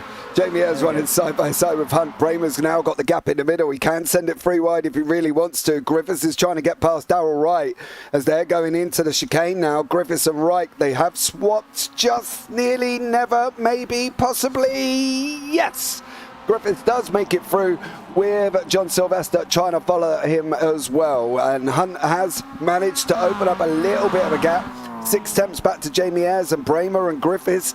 So it's now on Bramer again to make that decision whether or not he's going to fight Ayres, whether or not he's going to go for the position. What he doesn't want to do is lose any more ground on Daniel Hunt, which is what they are doing. Yeah, they are very much so. And again, it's just not clever driving. Work together. I know they're rivals and they want to score as many points as they can, but when you've got a mutually beneficial opportunity, why wouldn't you take it? All you're doing is slowing each other down. All you're doing is bringing more people into the fight, and it's just not beneficial for any of them. Bramer has now gone from 2nd into 5th purely because he didn't want to work with people. And in fighting, he's brought more people into the fight, which by then extension are more people for him to lose places to. And guess what's happened, James? He's lost those places to those people. He's on the back foot. He's lost his momentum. He's lost his confidence. Rather than just letting Jamie Ayres in front and chasing after Pete Newman, he's now put himself in a position where a P5, I don't know, it might not even happen. Yeah, definitely. And he's still having a little bit of issue there as well. Charles Kellerman's in YouTube chat, so we'll have a look and see what happened to Charles. At one point, he was almost free wide. Is he going to put that into the wall? Ouch. Oh, wow. That was close. Yeah, Chagnon just missed the nose there, but Griffiths is now on the back of Jamie Ayres with Dan Hunt in 2nd, not making really inroads on that gap. Cullinan's just gone past Darrell Wright there, so Cullinan's moved up. Wright's got back at him again on the way up through the S's. So Cullinan and Wright going at it. Full bore, as is Jamie Ayres with Tom Griffiths. Griffiths is trying to push Ayres into Hunt, and I think that's what you were talking about, the smart man racing there from Tom Griffiths. Yeah, he knows what to do. He's worked with Jamie Ayres for, to be fair, not a lot of time that he's been at Momo, but for the time that he's been there, and just as a racing driver, you build those fundamental ideals of when you're close together and there's an objective to be made, you work together. In karting, they tap the side of their helmets to say, come on boys, let's go. In racing, it might be a flash of the headlights, it might be a bit of a weave, whatever it is, just a signal to the driver behind to say, I'm not interested in fighting, can we please just go and catch? And obviously, yes, there are limits to be made. If the driver in front, say if Jamie Ayres doesn't catch to Dan Hunt, it gets to a point where Tom Griffiths says, you know what, sod this mate, I'm going for 3rd. But at least give it a lap or two just to see what the pace is like, then make a decision. Because if you act too quickly, you are going to lose time. You're going to lose positions again, potentially, like what we saw with Ewan Bramer. Yes, sure, he's still in the mix, but he's not leading this pack like he once was. I have to say, though, yeah, Pete Newman has very much served me a slice of humble pie with that one, because he has dominated this race. Absolutely. Got onto the 2nd spot, of course, and literally just pulled away after that. As it stands at the moment, Ralph Cullinan will be on pole for race 2, but this Ewan Bramer Griffiths, now they've caught Hunt. There you go, 8 attempts has come down to barely 3, and now they get to go again. Final lap of the race here as well. Newman has just gone over the line just about at that same point. as everyone else, and it's going to be tough to see how this one pans out. This is it. The final run up through the S's, the final run up that back straight and through that bus stop. Do you just commit here, Zach? Do you think I'm going for it? What do you think about it now? What is your situation when you've got Hunt, Ayres, Griffiths, Bramer and Sylvester all in a fight? You be careful and you pick your moment. Of course, again, it is a kill or be killed situation. You've got to attack, otherwise you risk being on the defensive from drivers behind. Look at that run from Tom Griffiths, though, on the racing line. He's catapulted himself now alongside Daniel Hunt. Outside line going through the bus stop chicane, has to brake early. Jamie Ayres picks his way back through. Tom Griffiths has to settle to 4th. So a very tame run through the bus stop chicane, it must be said. But that doesn't mean that the rest of the circuit isn't an overtaken opportunity. Still chances to be had. However, they've got to come quick. Yeah, they definitely have. They've got to be thick and fast, and they've got to go for it. If they don't go for it, that's where the struggle's going to be, because Daniel Hunt is hanging on to that first place. Newman is hanging on to the lead. He's not even hanging on anymore. He's just swinging randomly off the side of the cliff here because he's already won it. And he knows really that nobody is going to be able to get near him. 3.7 seconds, and we've got 4 corners remaining. However, for Griffiths and Ayres, I don't know if Griffiths is playing the team game here and allowing Jamie Ayres to just take in the position in front, because he's not looking very aggressive. I think, you know, we can get a lot of what people are doing from their car body language, and he just hasn't got quite that aggression that I would expect him to have here. I think I was expecting more going for it in the bus stop, going for it in turn 8, turn 9, and he's just not, he's not done any of that. He hasn't. But a driver that has had that grit about him has been Pete Newman since the start of this race. He's been flying. Now he's got one more corner left to go. 4 seconds nearly, the biggest margin of the evening. Yeah, Pete Newman is going to come over the line and take that victory in race 3. Tom Griffiths, is he going to be able to get there? He's not. It's going to be Hunt. It's going to be Ayres. It's going to be Griffiths. It's going to be Bramer. It's going to be Sylvester. What's happening back here with Haddington?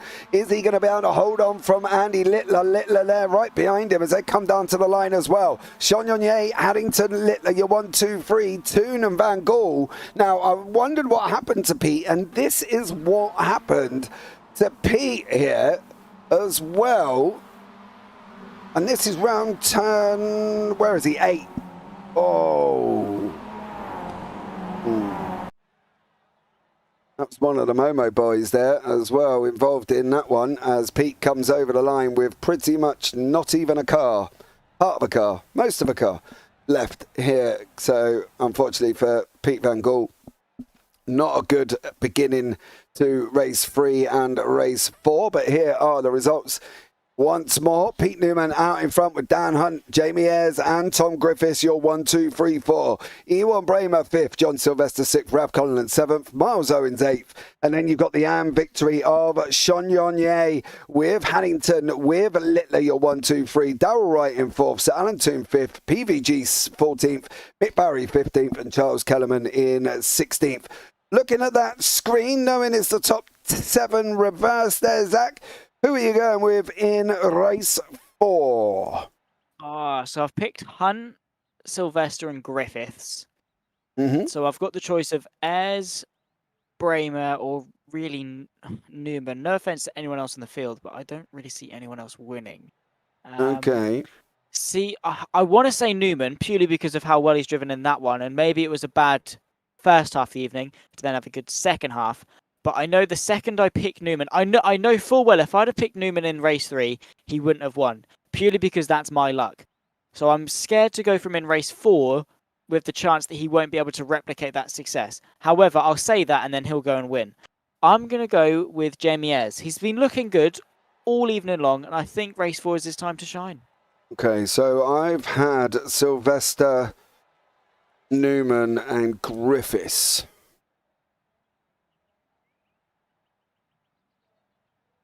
I can hear the tap of the pen. You're thinking. I am.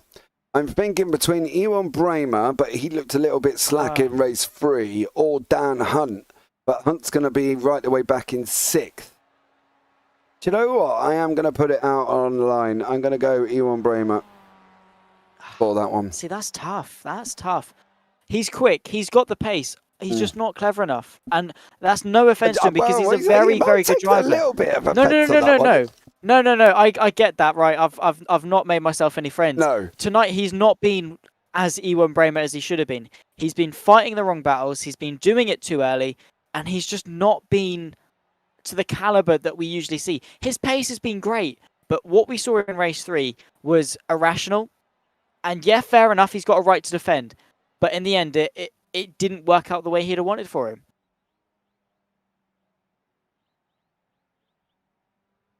I do agree with you there as well. Now, Summer Farm Estates, I will say one thing. The only rules we have is you can't pick the same driver twice.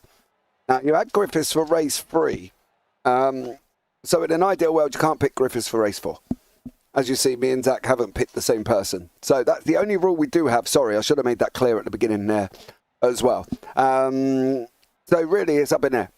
You know, who you want to pick. But going forward, that's who we've got. Minute and a half left of practice. Race 4, is it going to be chaotic? Or is it going to be what we've seen already? Bit of both, I think. But basically exactly what we've seen so far, I'm going to go with.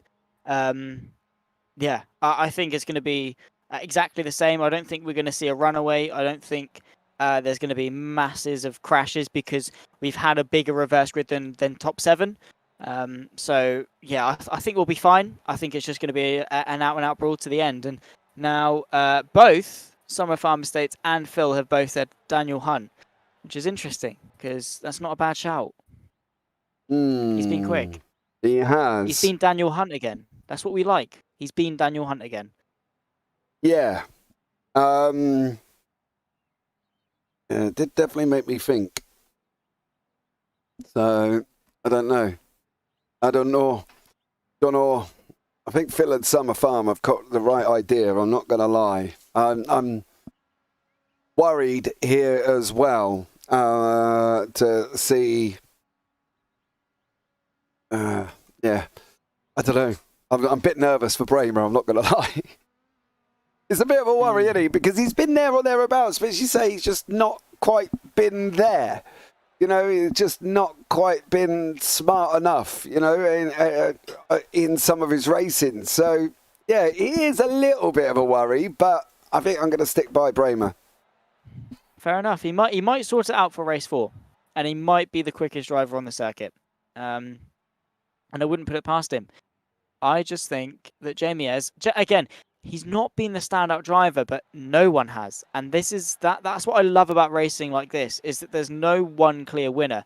Any one of that pack could have won that race if it went well for them, if they had good luck, if they had good decision making, if they just found a little bit more in terms of pace.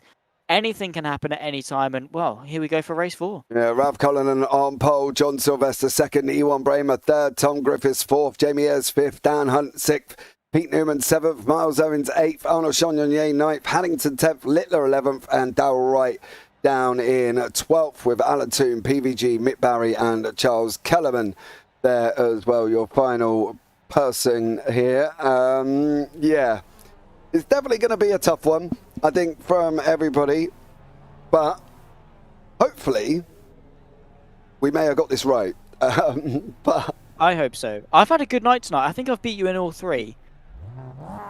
Okay. All right, well, let's see. Here we go. 3, 4, 5. And we are off for race 4, and it is Ralph Cullinan did get away at the start.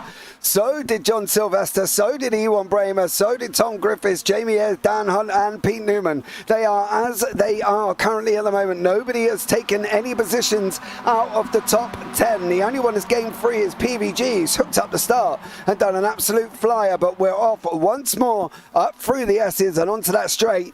Mick Barry's had a little bit of a ta-ta-ta. It looks like he may have had an incident with a wall there. We'll worry about Mick Barry a little bit later, but at the moment we got Sylvester attacking Cullinan for the first time into the bus stop. Sylvester on the right, the Irishman on the left of Ralph Cullinan. Then between that as well, you've got Ewan Bramer trying to come through. Tom Griffiths all at the same time. Bramer's going to take it too wide. Cullinan's gone. Cullinan gone. Bramer took the space away, and now it's an SOB 1 and 2. What's going on back here? There's lots going on here at the moment. The poor old Ralph Cullinan is all the way down in 12th.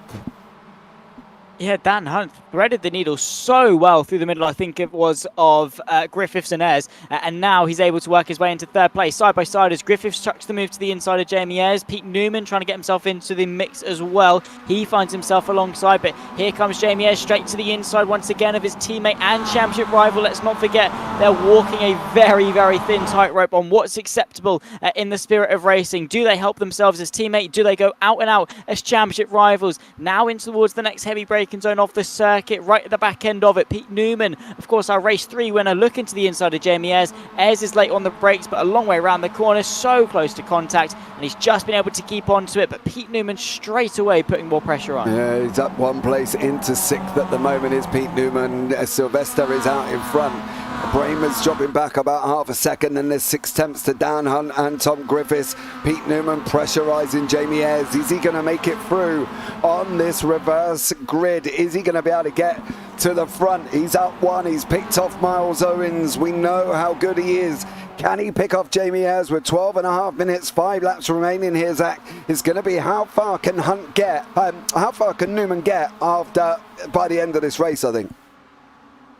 Yeah, he's had a really good start. He's picked off one more down the inside of Jamie Ayres, who tries to flick it around the outside. But yeah, he's just trying to pick them off one by one, take them each as they come, use each driver as a stepping stone, and then straight away get into the slipstream of the next driver. Up through the S's, and now Jamie Ayres has a choice to make. Does he sit behind Pete Newman, or does he launch a counter-attack? He's gone very early to the left-hand side, maybe just to take the long way around to build a bit of a gap between himself and Newman. And this is exactly what Ewan Bramer should have done in race 3. Exactly what Jamie Ayres is currently doing, which is not fighting Pete Newman too hard and using his pace to benefit the both of them. Yeah, definitely. That's one of the things that the likes of Newman, Ayres, Griffiths and Hunt do so well, is they work together to catch the front, and they have done just that. Hunt is now at the back of Bramer. Is he going to be able to try and push Ewan Bramer and try and take that position away? Is it going to be Dan Hunt's evening? Is he going to take a victory? He hasn't taken one yet, but is he going to be able to get... Oh, sorry, he took race 1, actually. My mistake. Yep. And is he going to be able to get through there? Jason Hamilton looks like he's had a bit of a ta-ta-ta. Bramer's disappeared. He's going to come back. Oh, that alone is going to add challenges to this. Oh, it is. And you've got to be so careful, because again, any challenge along the way could be detrimental to your race. 2 wide, 2 deep. Pete Newman on the outside, and it's Ewan Bramer also just ahead, trying to go the long way round of Daniel Hunt. John Sylvester still leads the way up through the climb in towards the left-hander once again. Pete Newman picks his way still ahead now of Tom Griffiths, and look at that move from Ewan Bramer. Gets the up and under relative to Daniel Hunt. Not quite ahead, but into the penultimate corner, has got that inside line.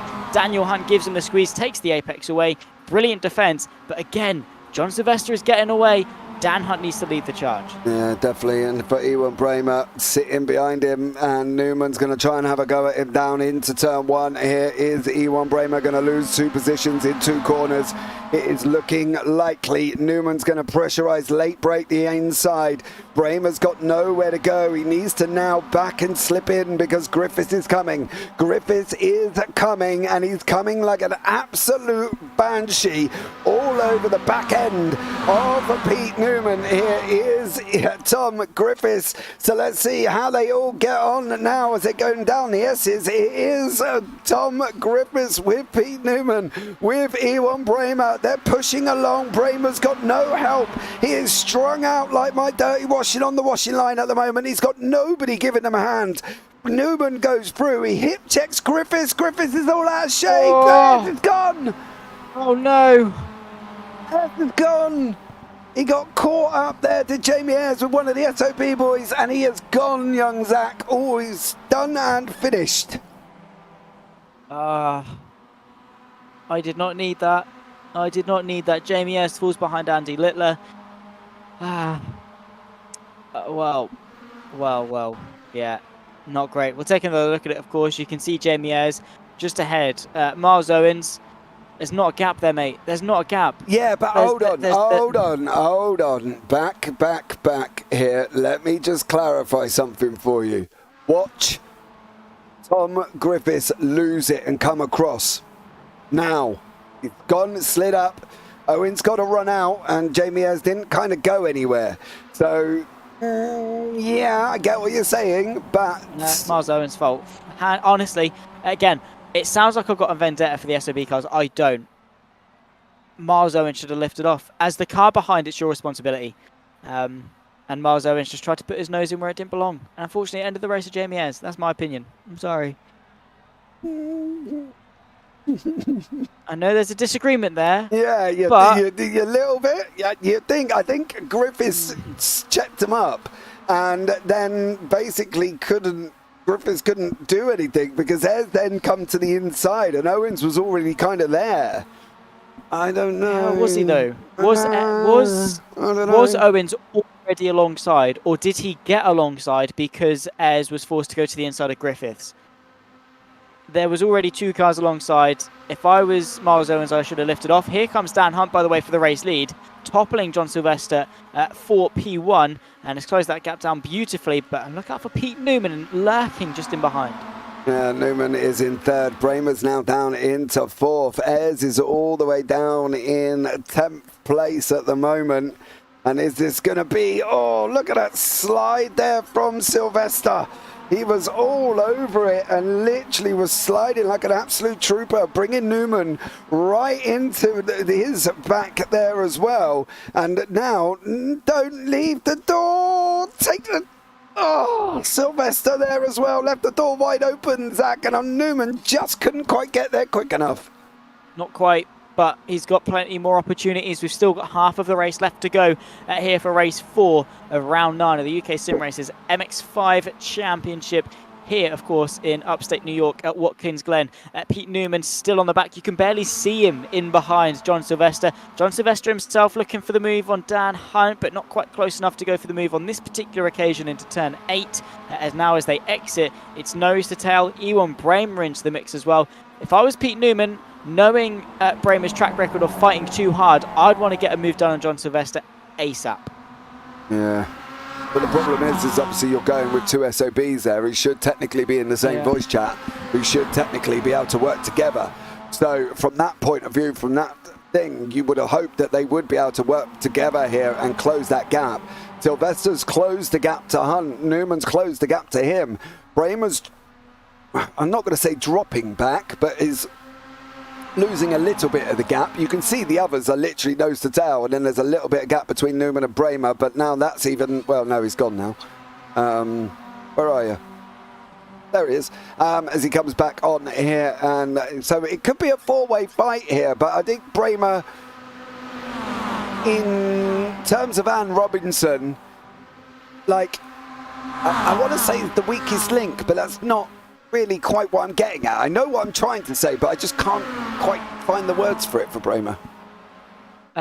Yeah, I don't know. He's good, but yeah, he's got a couple of things letting him down. Too wide, too deep into the bus stop chicane, by the way. Daniel Hunt just about able to hang on to the lead, but John Sylvester giving him a fantastic fight all the way through. Once again has the outside line going into the next long right-hander. Ewan Bramer sat waiting for his opportunity.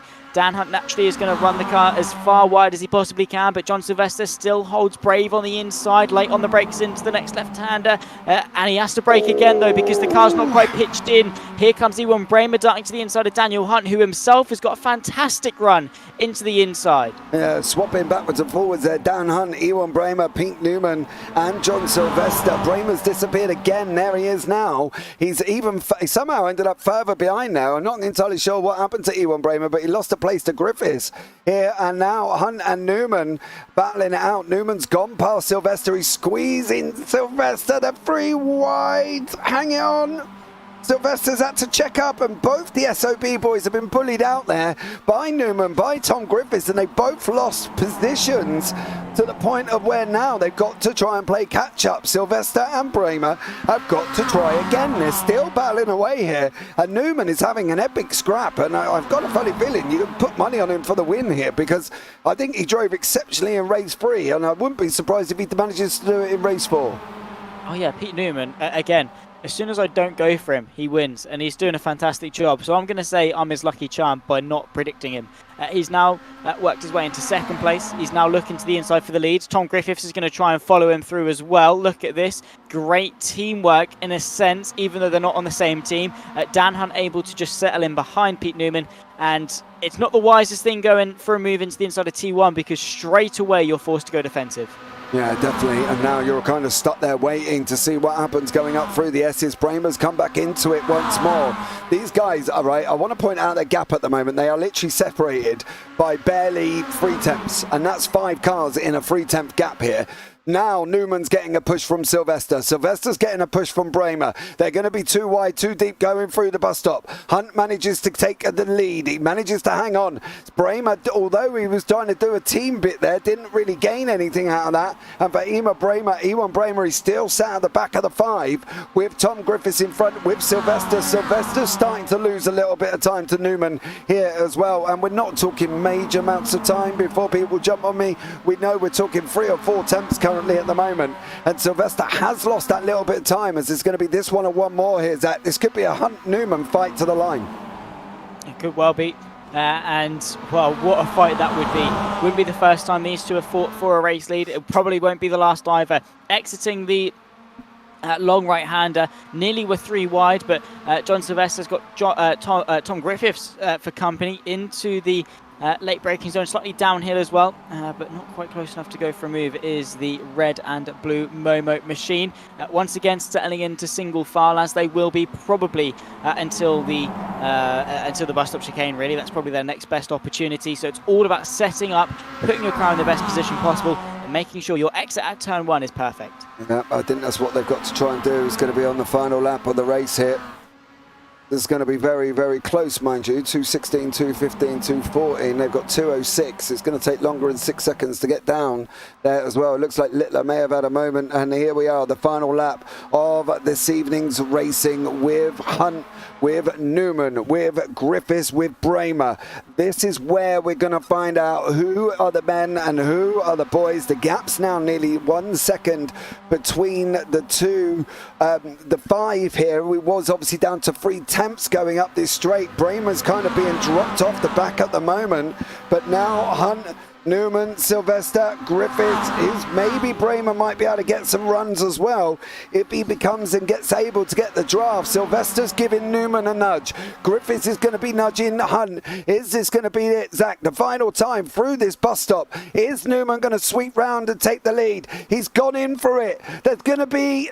Yeah, he's got to give the Hunt room. Hunt's going to lose it. Oh!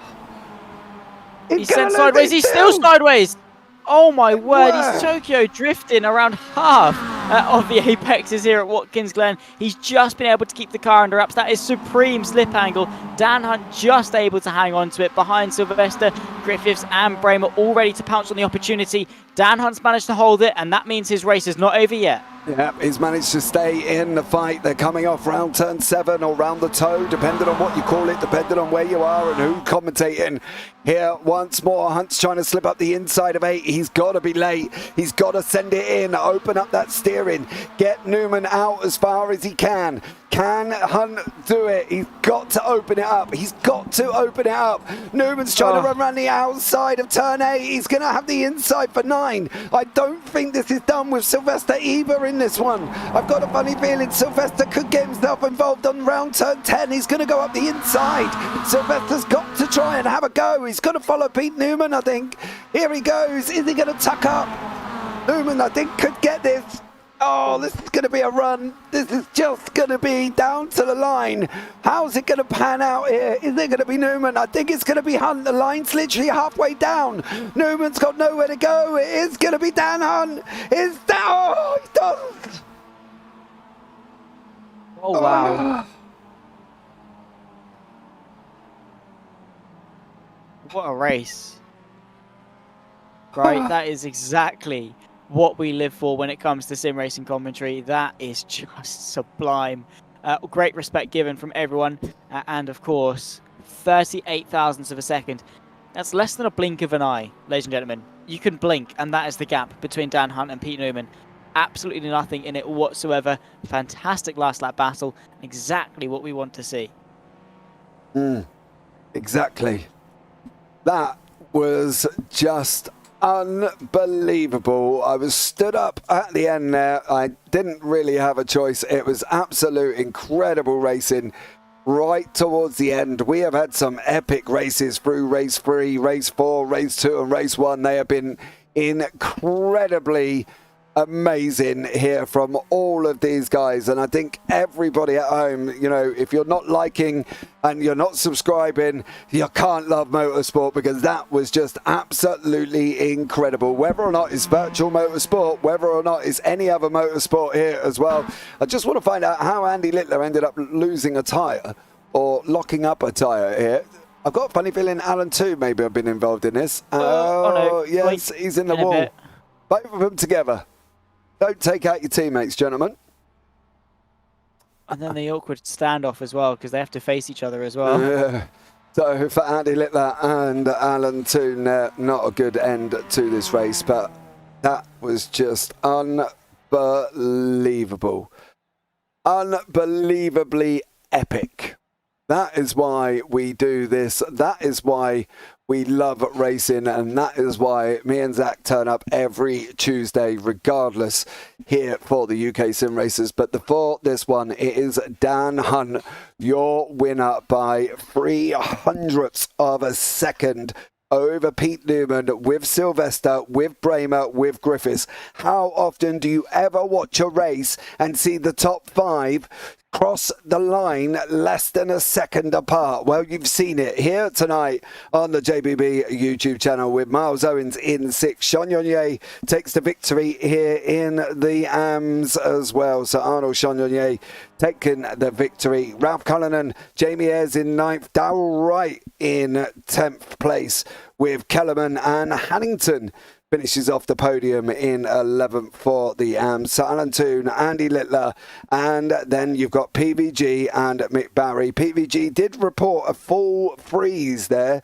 for his, well, I'm guessing it must be iRacing, his old iRacing pros, and then basically everything went a little bit Pete Tong for PVG. But yeah, I don't really know what to say, Zach. That has just been some of the most incredible racing we've seen for a long while.